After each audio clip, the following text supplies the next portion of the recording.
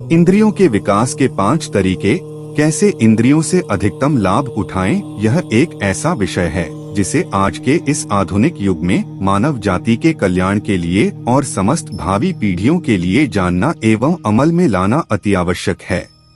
इंद्रियां क्या हैं और कितने प्रकार की होती हैं और कैसे इस पर कड़ी निगरानी करके इंद्रियों द्वारा अपना विकास किया जा सकता है, जिससे एक इंसान अपनी जिंदगी से अधिकतम लाभ उठा सकता है। इसके अलावा भी इंद्रियों के अन्य महत्वों को जानेंगे और इस बात पर भी गौर करेंगे कि कैसे अपनी इंद्रियों को मजबूत किया जाए। पहले हम इंद्रियों के बारे में जान लेते हैं।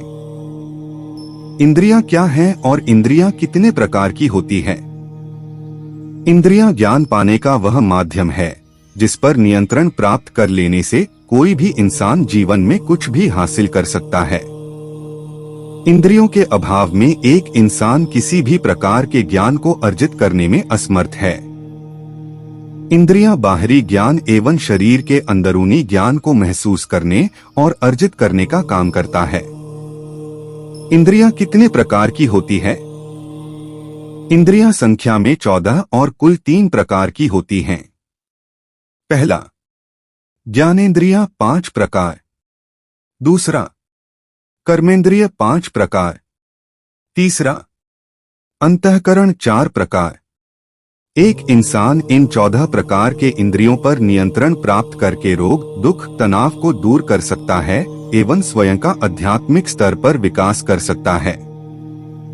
पहला, ज्ञानेंद्रियां। ज्ञानेंद्रियों से आप क्या समझते हैं। जैसा कि नाम से स्पष्ट हो जाता है कि ज्ञान इंद्रियां ज्ञान को ग्रहण करने का वह रास्ता जिससे बाहरी दुनिया के विषय वस्तु के बारे में हमें जानकारी होती है। शरीर की 5 ज्ञानेंद्रियां कौन सी हैं? 1 कान, 2 नेत्र, 3 त्वचा, 4 नाक, 5 जीभ। ये सभी हमें बाहरी ज्ञान को ग्रहण करने में सामर्थ्य बनाते हैं। इसके क्या उपयोग हैं, यह हम सभी जानते हैं। इन पर नियंत्रण कैसे प्राप्त करें, यह जानने की कोशिश करेंगे। ज्ञानेंद्रियों का कार्य क्या है। कान, नेत्र, त्वचा, नाक और जीभ एक इंसान की 5 ज्ञानेंद्रियां हैं। कान सुनने अर्थात ध्वनि पहचानने का कार्य करता है। नेत्र देखने, रंग, आकार, आकृति और अन्य विवरणों को समझने का कार्य करता है। उसी तरह इंसान की त्वचा वस्तुओं को स्पर्श करने का अनुभव कराता है। नाक विभिन्न गंधों को पहचानने में मदद करता है और अंत में 5वीं इंद्रिय है जीभ, जिससे भोजन और तरल पदार्थ के विभिन्न रसों का स्वाद पता चलता है। ज्ञानेंद्रियों पर नियंत्रण कैसे करें। ज्ञानेंद्रियों पर नियंत्रण प्राप्त करने के लिए कड़ी साधना की आवश्यकता पड़ती है। कान, नेत्र, त्वचा, नाक और जीभ हमें भौतिक रूप से नजर आ जाया करती हैं। तो यहाँ सोचने एवं विचारने की बात यह है कि भला कैसे कोई इन चीजों पर कान, नेत्र, त्वचा, नाक और जीभ नियंत्रण प्राप्त कर सकता है। इसका जवाब अति सरल है। कान, नेत्र, त्वचा, नाक और जीभ पर नियंत्रण प्राप्त करने के लिए अपनी समस्त इंद्रियों की इच्छाओं को सीमित कर लेना होता है। यह कार्य आध्यात्मिक और शारीरिक दृष्टिकोण से संभव बन पाता है। कान। वैसे तो कान बना ही इस तरह है कि न चाहते हुए भी हमें भौतिक संसार की ध्वनियों को सुनना पड़ता है, जिसमें से कुछ ध्वनियां हमारे मन और हृदय को शीतलता एवं मधुरता प्रदान करती हैं, तो कुछ ध्वनियां हमारे मन और हृदय को काम, क्रोध, लोभ एवं अन्य बुरे विचारों की तरफ धकेल देती हैं। आध्यात्मिक दृष्टिकोण से कान इंद्रिय पर नियंत्रण सीखें। आध्यात्मिक दृष्टिकोण से कान पर नियंत्रण हासिल करने के लिए एक साधक को ज्यादा से ज्यादा हरिकीर्तन सुनना चाहिए। किसी भी प्रकार की आध्यात्मिक चीजें सुनने से बुरे विचारों से दूरी बढ़ने लग जाती है। यह कहना गलत नहीं होगा कि मन को स्वतः कान के माध्यम से कम बातें अवशोषित करने की कला आ जाती है। शारीरिक दृष्टिकोण से कान इंद्रिय पर नियंत्रण सीखें। शारीरिक दृष्टिकोण से कान पर उसकी देखरेख करके नियंत्रण प्राप्त किया जा सकता है।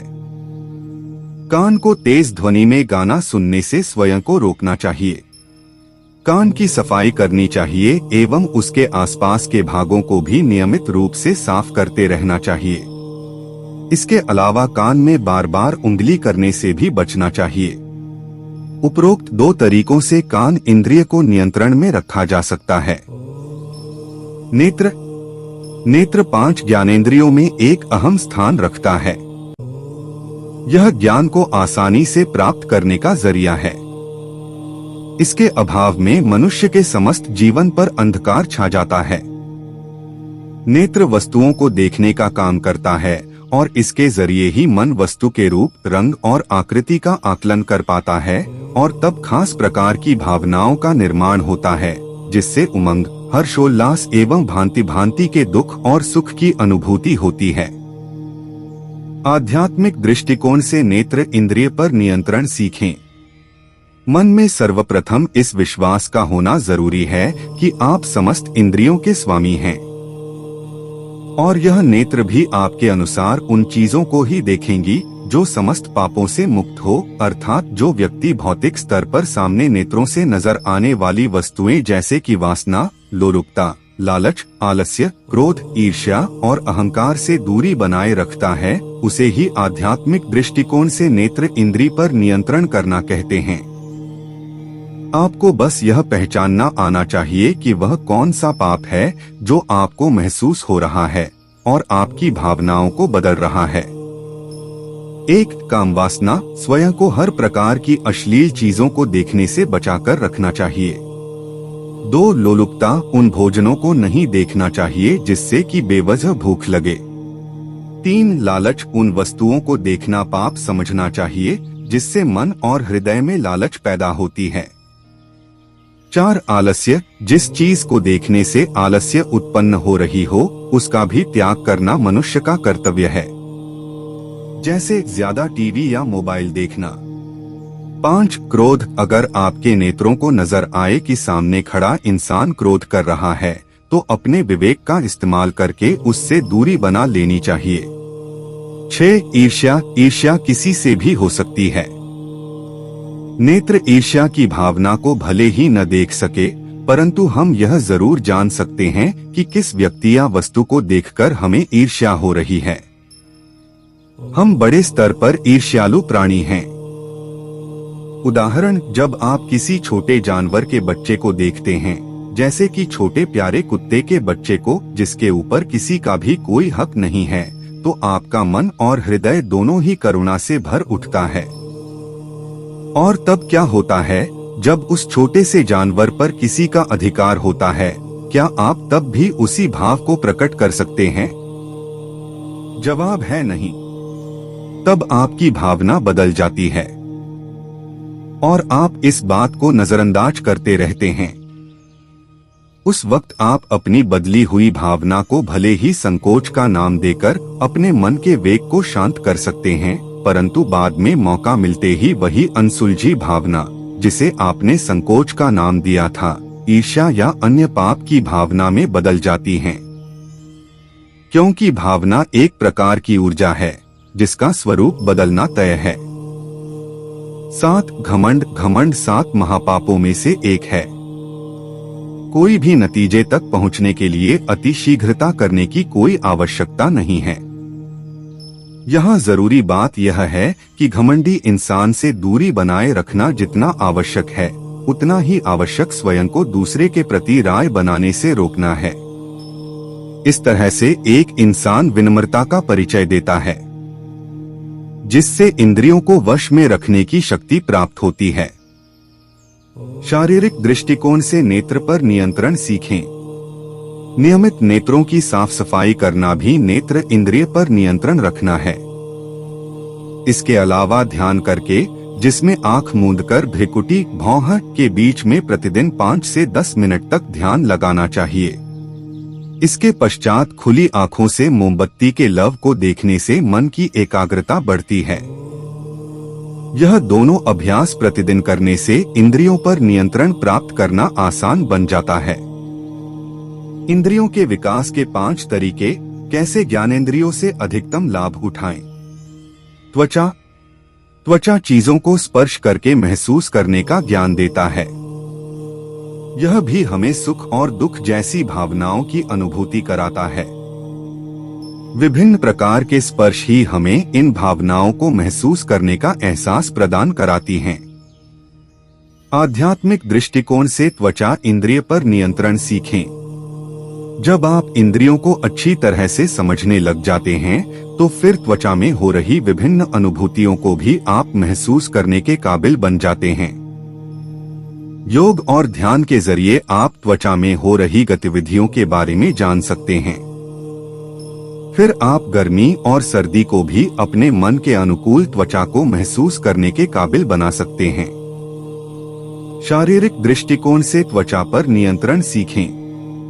शारीरिक ढंग से त्वचा की देखभाल करने के लिए त्वचा को नियमित रूप से साफ करते रहना, धूप सेंकना और समय समय पर तेल आदि से मालिश करते रहना उच्चतम उपाय है। नाक। नाक इंद्रिय चीजों को सूंघकर ज्ञान प्राप्त करने का जरिया है। यह वायु को अंदर ले जाने और बाहर छोड़ने का काम करता है। नाक इंद्रिय पर नियंत्रण करने से अभिप्राय है कि वायु को अपनी इच्छा अनुसार शरीर के अंदर और बाहर करने की क्षमता को विकसित करना। इस कला में ध्यान और योग के जरिए पारंगत हुआ जा सकता है। इससे मन की भावनाओं को भी नियंत्रित करने की शक्ति मिलती है। जीभ। जीभ स्वाद को पहचानने का ज्ञान प्रदान करता है। जीभ इंद्रिय पर नियंत्रण कर लेने से स्वास्थ्य संबंधी बहुत सी परेशानियां दूर हो जाती हैं। इंद्रियों के इच्छा के जरिए किसी खास स्वाद का भोजन हमें ज्यादा पसंद आता है, परंतु संभव है कि वह भोजन हमारे स्वास्थ्य के लिए सही न हो। ऐसे में जीभ इंद्रिय पर नियंत्रण करके अपनी क्षुधा को शांत किया जा सकता है और भोजन करने में संयम बरता जा सकता है। निष्कर्ष। यह थी 5 ज्ञानेंद्रियां, जिनको जीतना हर इंसान का प्रमुख धर्म है। कान, नेत्र, त्वचा, नाक और जीभ, इन सभी के ऊपर प्रतिदिन अपना अधिकार बनाए रखना संभव नहीं है। संभव है कि किसी खास दिन आप इनमें से एक इंद्रिय पर अच्छी तरह से नियंत्रण रख पाए या सभी इंद्रियों को संभाल पाने में सामर्थ्य रहें। वहीं किसी रोज आप अपनी ज्ञानेंद्रियों पर से नियंत्रण खो भी सकते हैं, और यह सहज बात भी है। योग, ध्यान और साधना के जरिए आध्यात्मिक मार्ग पर चल करके ज्ञानेंद्रियों पर दोबारा नियंत्रण प्राप्त किया जा सकता है। इसके अलावा शारीरिक देखभाल करके भी इन इंद्रियों पर नियंत्रण बनाए रखा जा सकता है। तो दोस्तों, आशा करता हूं कि आप लोगों को हमारी ये वीडियो अच्छी लगी होगी, तो वीडियो को लाइक करें, और हमारे वीडियो से कुछ जानकारी मिली होगी तो हमारे YouTube चैनल सनातनी ज्ञान को सब्सक्राइब करें।